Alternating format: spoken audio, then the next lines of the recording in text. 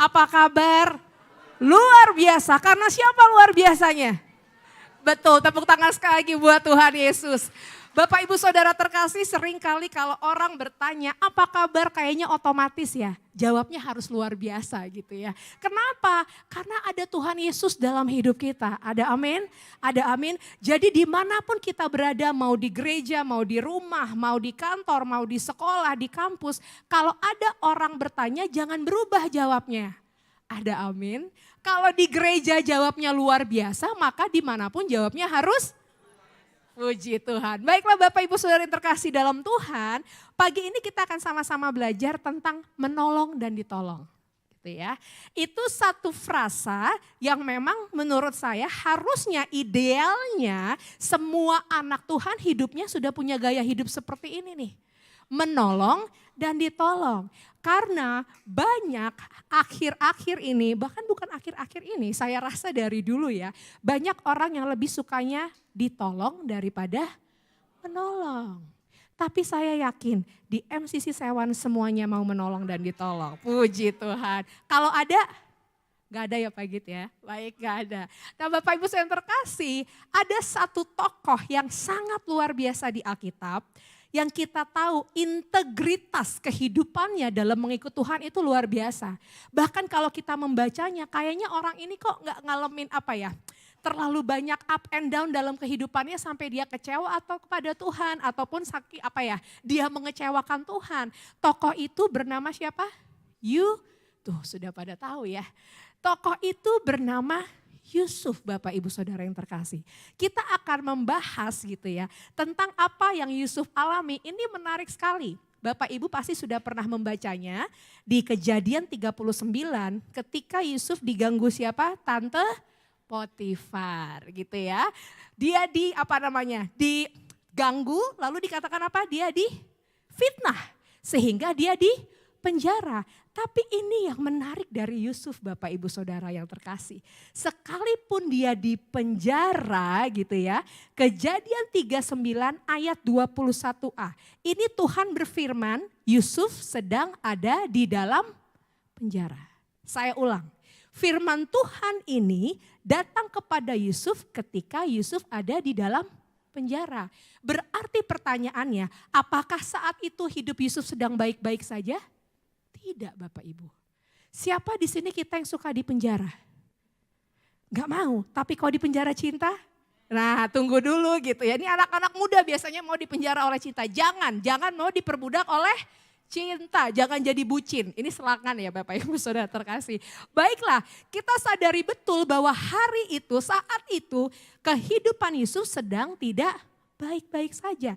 Tapi Tuhan justru berfirman di Kejadian 39 ayatnya 21a yang terambil dari terjemahan baru 2. Firman Tuhan berkata, tetapi Tuhan menyertai Yusuf dan melimpahkan kasih setia kepadanya.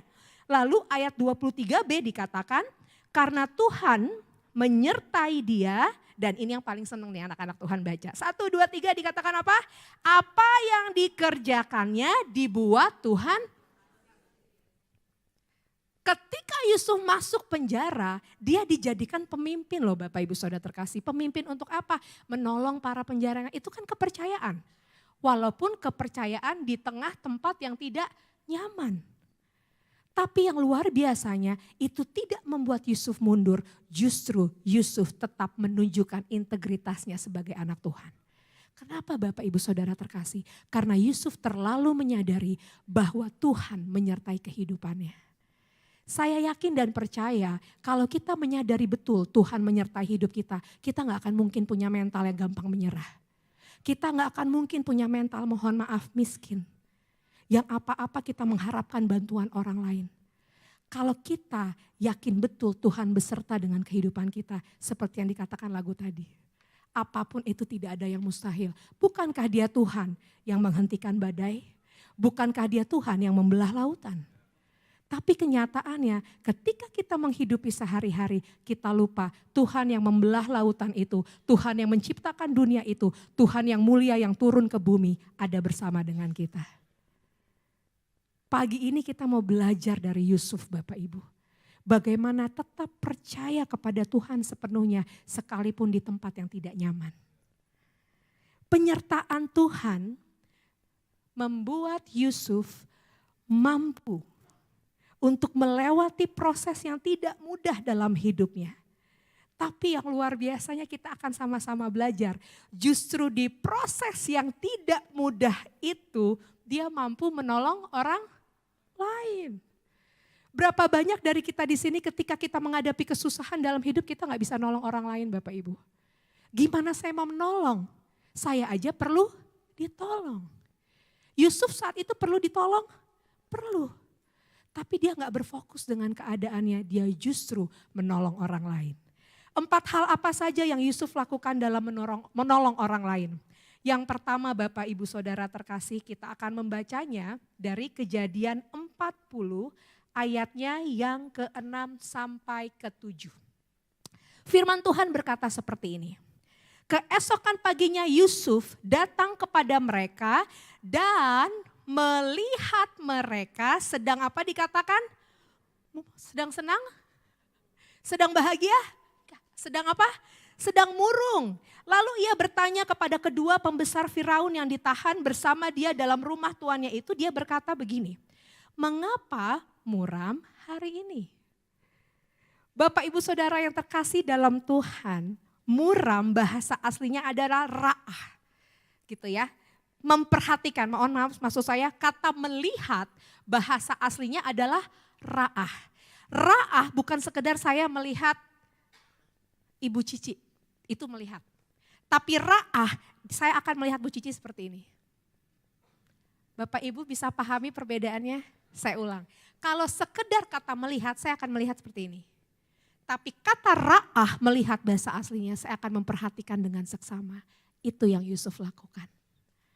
Ketika dia melihat dua orang ini, dia melihat dengan seksama. Dia perhatikan sungguh-sungguh, lihatannya tidak basa-basi Bapak Ibu Saudara yang terkasih.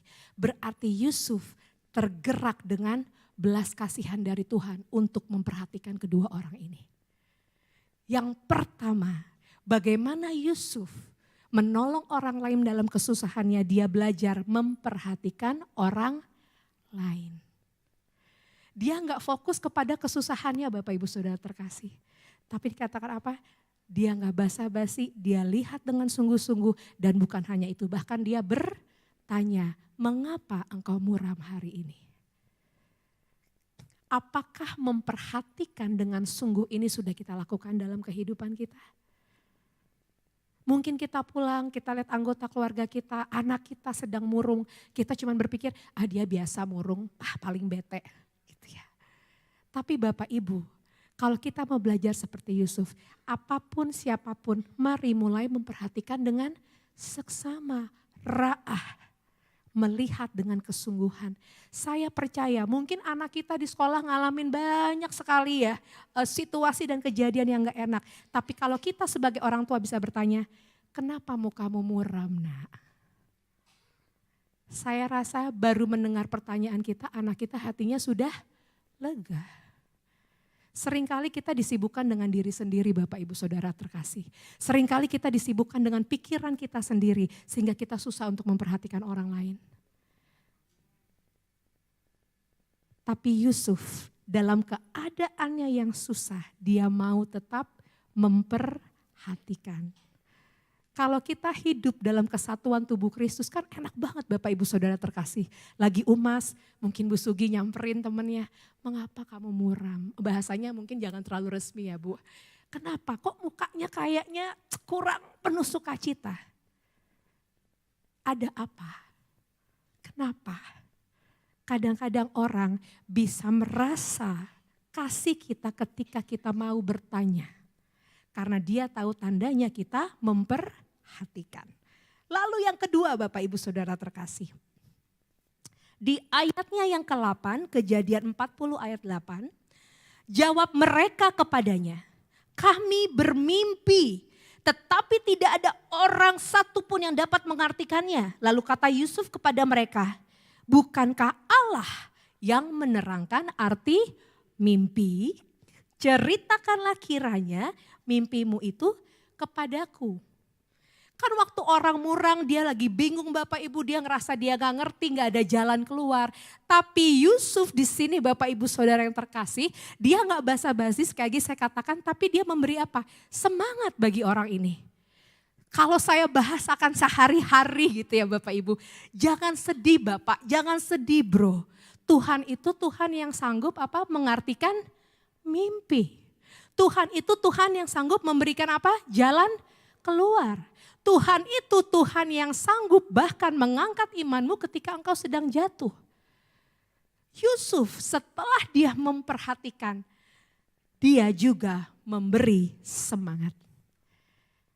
Bapak Ibu saya yang terkasih, dikatakan apa? Dunia semakin jahat, betul? Berita-berita semakin ngeri, betul? Yang orang butuhkan dalam melalui kehadiran kita adalah ketika kita bisa memberi semangat kepada orang itu. Saya percaya satu hal, Tuhan tidak pernah salah menempatkan setiap kita dalam kehidupan dan posisi kita masing-masing. Sama halnya seperti Tuhan tidak salah menempatkan Yusuf dalam penjara. Karena ini maksud Tuhan. Jadi Bapak Ibu Saudara terkasih, kalau saat ini kita mengalami situasi yang gak enak, ditaruh Tuhan di tempat yang gak enak, di tengah-tengah yang kita rasa orang gak enak, percayalah Tuhan punya rencana mau memakai setiap kita menyatakan kemuliaannya. Jadi jangan dulu langsung sedih, gak enak suasana kerjanya, gak enak ini daerahnya, gak enak ini lingkungannya. Kita langsung menghakimi dulu, padahal ternyata Tuhan punya maksud yang besar menempatkan kita di tempat itu.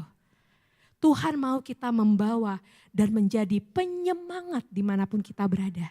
Sehingga orang mengenal Tuhan. Bukankah yang dikenalkan oleh Yusuf adalah Allah yang luar biasa?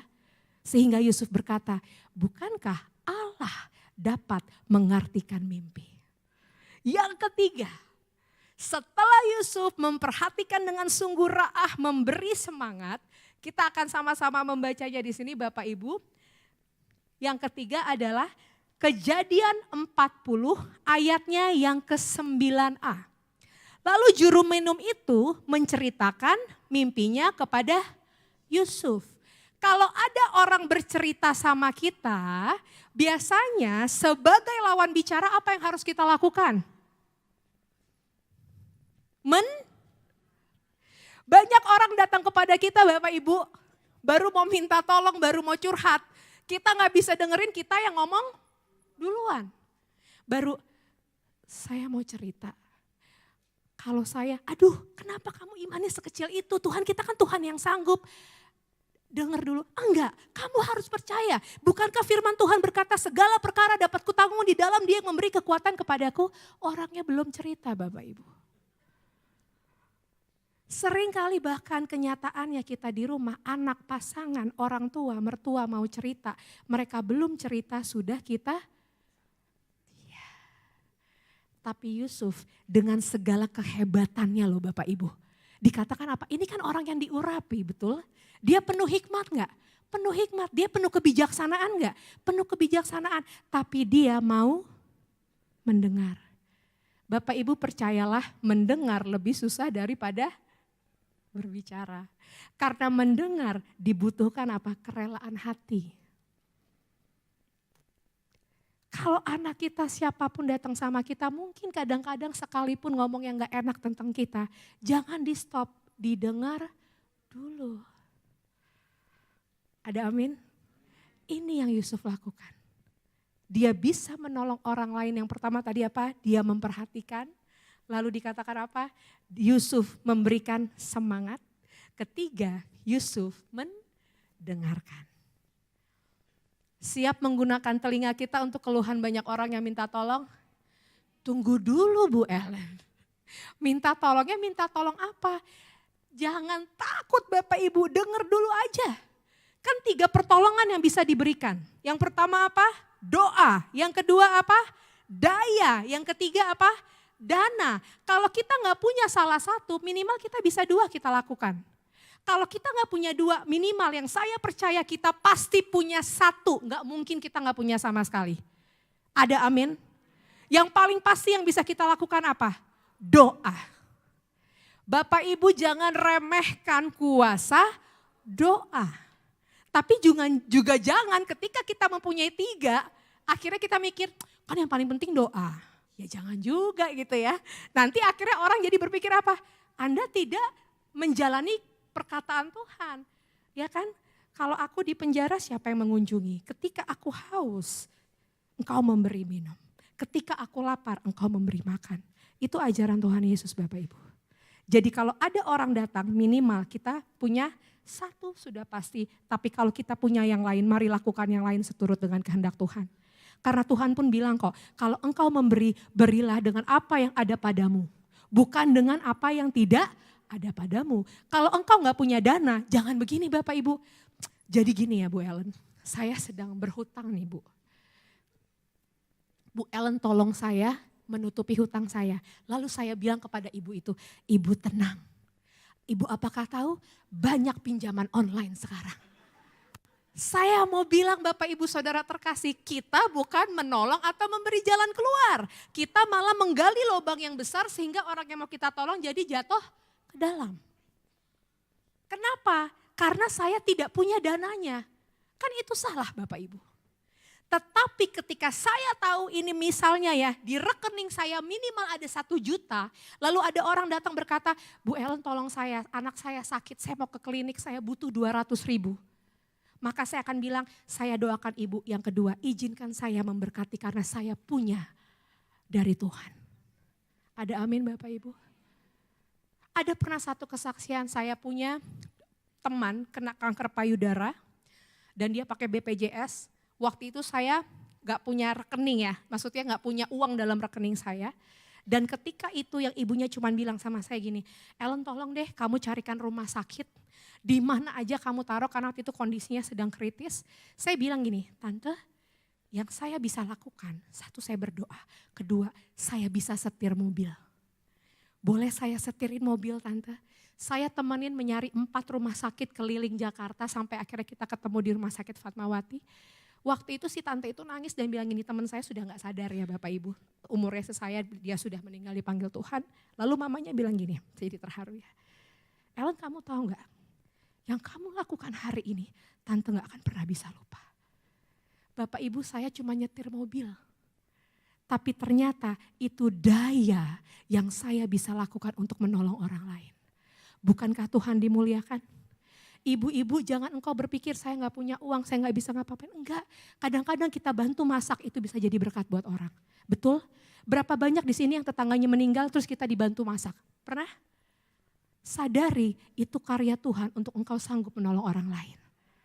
Cara Tuhan hebat kan Bapak Ibu? Gak usah berpikir yang besar-besar, tapi mulai dari apa yang bisa kita lakukan dan kerjakan.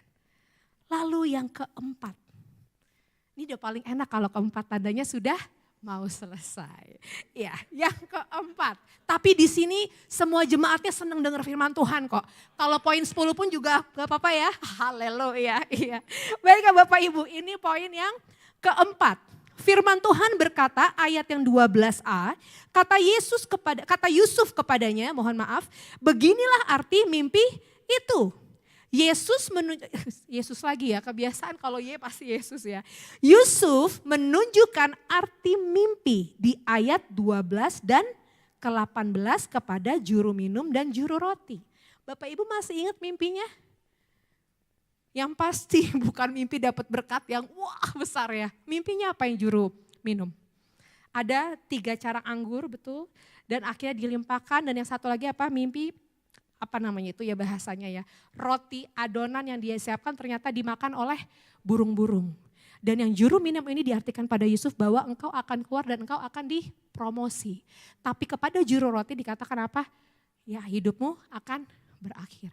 Saya mau bilang gini Bapak Ibu, yang Yusuf lakukan saat itu dia menunjukkan, kata firman Tuhan, menunjukkan. Dan dia memberi arti mimpi itu. Berarti Yusuf dia menolong dengan apa? Memberikan solusi. Menunjukkan solusi. Menerjemahkan arti mimpi karena itu solusinya. Bukankah 2 orang ini dalam saat itu sedang bingung betul? Apa arti mimpi ini ya? Dan Yusuf hadir menolong dengan mengartikan arti mimpi. Berarti Yusuf memberikan solusi. Mari kita sadari apakah kita menolong orang lain sudah sampai ke tahapan keempat ini. memberikan solusi. Tadi yang saya bilang, minimal kalau sudah doa, mungkin dana dan daya nggak ada, tapi yang pasti kita bisa berikan apa Bapak Ibu? Solusi. Sekalipun solusinya gini, saya nggak bisa bantu, tapi saya mau bawa engkau untuk konseling dan sharing dengan gembala, dengan Pak Git. Itu solusi nggak Bapak Ibu? Itu solusi. Jadi ketika orang minta tolong jangan takut duluan. Kalau kata orang Betawi, jangan jiper duluan. Tapi apa tadi? Perhatikan, dengar, lalu apa? Beri semangat. Yang terakhir ini berikan solusi. Saya yakin dan percaya Bapak Ibu Saudara terkasih, Yusuf gak mengandalkan pikirannya sebagai manusia sendiri. Karena dikatakan apa? Yusuf adalah orang yang selalu apa? Mengandalkan Tuhan. Kalau kita bergantung terus kepada kebenaran firman Tuhan Bapak Ibu, percayalah solusi dan nasihat yang kita berikan, bantuan kita pasti sesuai dengan kebenaran firman Tuhan. Yang berikutnya Bapak Ibu, tenang poinnya sudah selesai gitu ya. Tapi katakan gini, ini menarik sekali ayat 14. Tetapi ingatlah kepadaku, kata Yusuf ya. Apabila keadaanmu lebih baik nanti, tunjukkanlah terima kasihmu kepadaku dengan menceritakan hal ihwalku kepada Firaun dan tolonglah keluarkan aku dari rumah ini.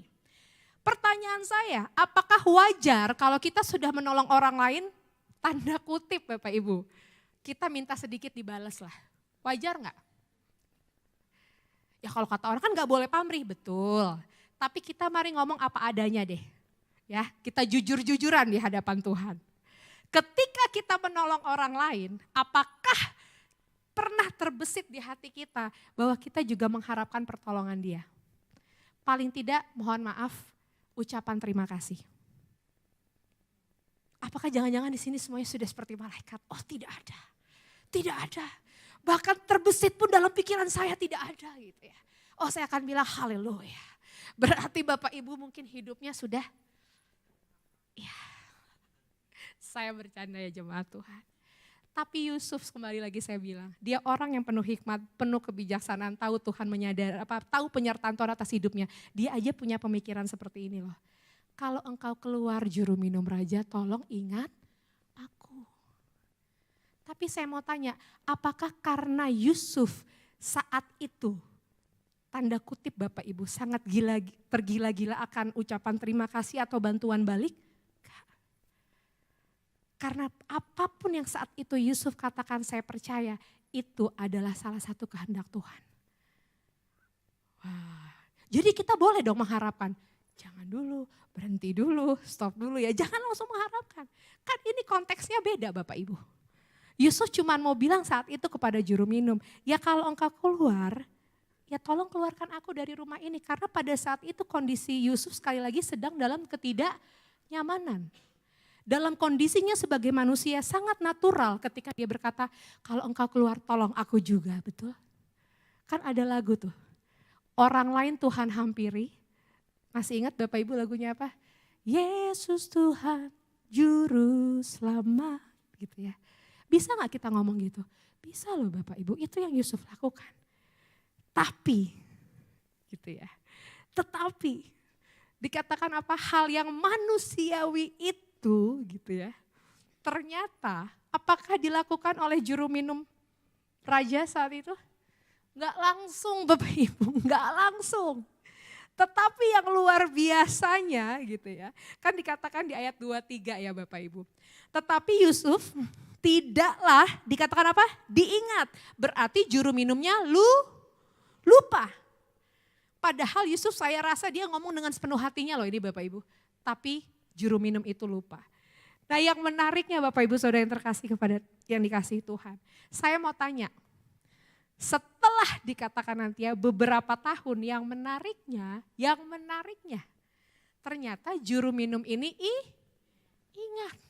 Kan ini menarik nih. Awalnya dikatakan apa? Lupa, itu manusia Bapak Ibu. Ketika ditolong gitu ya, saking happy-nya lupa dengan siapa yang menolongnya. Dan sebagai orang yang menolongnya, kita perlu mengungkit enggak? Bapak Ibu percayalah kalau kita menabur perbuatan yang baik, kita akan menuai perbuatan yang baik tanpa kita harus minta hal itu. Saya ingat sekali papi saya pernah dulu ya, Dia waktu masa berjayanya gitu ya. Saudara semua datang minta tolong, betul? Ketika mengalami titik terendah dalam hidupnya, semua saudara meninggalkannya. Dan papi saya bilang, dulu dia papi bantu ini, dulu dia papi bantu ini. Saya bilang, papi itu dulu yang pertama. Kedua, kalaupun papi bantu itu bukan karena papi, itu karena Tuhan. Baru papi saya mikir, iya juga ya. Bapak Ibu, kalau kita melakukan perbuatan baik dan kita ungkit, percayalah, kita akan kecewa. Kita akan gampang sakit hati kepada semua orang. Kan saya udah buat baik sama dia, kok dia begitu sama saya? Ada amin Bapak Ibu? Emang kadang-kadang firman Tuhan tuh kalau lagi ngebersihin kita gak enak ya, setuju ya? Tapi itulah, Tuhan mau terus memproses kita semakin serupa dan segambar dengannya. Jangan pernah mengharapkan balasan dari setiap pertolongan atau perbuatan yang baik yang kita berikan. Sebab Allah yang akan memperhitungkannya dan Allah yang akan menolong kita dengan caranya yang apa Bapak Ibu? Terbaik. Dan itu terbukti 2 tahun berselang barulah juru minum itu mengingat Yusuf. Dan ia menyampaikan tentang Yusuf kepada Firaun dan Yusuf kemudian dibebaskan. Berapa lama Bapak Ibu? Tapi apakah itu dalam rencana Tuhan? Ya, berarti proses Tuhan bagi Yusuf dalam 2 tahun itu belum selesai. Semua ada dalam waktunya siapa? Waktunya Tuhan. Jadi kalau ketika kita diproses saat ini belum selesai gak apa-apa, percaya aja sama Tuhan. Jangan andalkan orang lain, itu yang Yusuf lakukan. Berikutnya, terakhir. Ada amin? Siap untuk mengisi perut? Di rumah masing-masing ada amin? Ada amin ya. Nah ini Bapak Ibu dikatakan. Firman Tuhan katakan terakhir, ada waktu dalam kehidupan kita, pada saat kita membutuhkan pertolongan, seringkali Tuhan menjawab doa kita dengan mengirimkan seseorang yang butuh ditolong. Benar gak Bapak Ibu? Seringkali ketika kita berdoa, Tuhan tolong saya. Bukannya Tuhan jawab dengan jalan keluar, kok Tuhan malah kirim orang yang perlu kita tolong. Tuhan ini bercanda kali ya. Kok Tuhan bercanda, saya aja perlu ditolong, Tuhan malah kirim orang yang perlu ditolong. Ada yang pernah mengalami seperti itu Bapak Ibu boleh katakan? Wah di belakang Bapak Ibu, angkat tangan. Seringkali ketika kita sedang susah, ketika kita sedang sedih, kita butuh dikuatkan. Tiba-tiba teman kita datang nangis, tolong saya, doakan saya. Sementara kita akan berkata, kalau gitu siapa yang mendoakan saya kalau saya harus mendoakan ibu ini. Tapi percayalah Bapak Ibu, itu justru kalau berhasil kita lakukan sukacitanya melebihi apapun. Karena yang harusnya kita ditolong, kita malah menolong. Keren gak Bapak Ibu? Itu yang Yesus lakukan. Itu yang Yusuf lakukan. Jadi kita levelnya jangan di bawah lagi Bapak Ibu. Levelnya sudah harus semakin naik. Karena terkadang pada saat Tuhan menjawab doa kita bukan dengan cara yang kita pikir, tapi dengan caranya Tuhan. Karena terkadang Tuhan pengen kita jadi berkat walaupun sepertinya situasi tidak mungkin kita menjadi berkat. Tapi ketika kita mampu hanya Tuhan yang dimuliakan. Lakukanlah bagian kita untuk tetap menabur kebaikan apapun situasi kehidupan kita. Janganlah kita jemu-jemu berbuat baik. Karena apabila sudah datang waktunya, nuai jika kita tidak menyerah. Galatia 6 ayat 9. Siap Tuhan pakai luar biasa, ada amin. Siap terus untuk berbuat baik, ada amin. Walaupun situasinya gak nyaman, ada amin. Tapi percayalah Bapak Ibu akan Tuhan pakai untuk menyatakan kemuliaannya. Kalau kita sudah pernah mengalami pertolongan Tuhan, maka kita akan sanggup menolong orang lain karena Tuhan sudah lebih dahulu menolong kita. Jadi ingat, teruslah memperhatikan keadaan kita sekeliling kita. Kedua dikatakan apa? Memberi semangat. Ketiga dikatakan apa? Mendengar. Dan yang terakhir, memberikan solusi atau jalan keluar. Mari kita tundukkan kepala dan kita akan berdoa. Saya boleh mengundang tim praise worship maju ke depan.